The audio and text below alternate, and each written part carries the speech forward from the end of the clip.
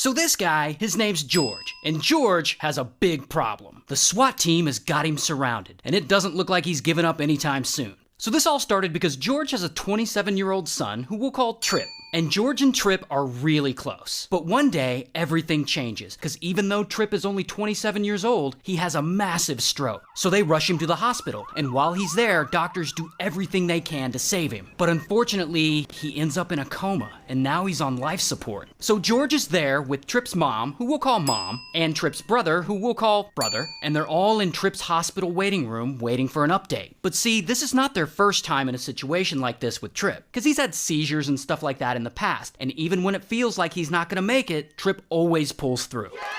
Regardless, this time the doctors come in and they got some bad news. They tell Trip's family they've done everything they can, but unfortunately, Trip is brain dead. And they basically tell the family it's probably time to take him off life support. And the family is just torn up by this news. And Mom, with tears in her eyes, she agrees. But George is like, wait a minute, no way. Why are we being rushed into this? But Brother and Mom disagree. There is nothing that can be done. And they give the hospital permission to start taking him off life support. And George, here's the thing about George. George has been drinking, like, a lot. So he's a little more emotional than usual. And doctors assure him that Trip has no brain activity. And George is like, no, we've gone through similar things like this before. He's had seizures and stuff in the past, but he's always pulled through. Just freaking listen to me. And this escalates, and soon George is yelling at the doctors, he's yelling at the nurses. He says that if they'll just give him a few more hours, he'll be able to process all this and decide if it's really time to pull the plug or not. But no matter what he does, no one is listening to him. The hospital is moving forward, and there's nothing George can do.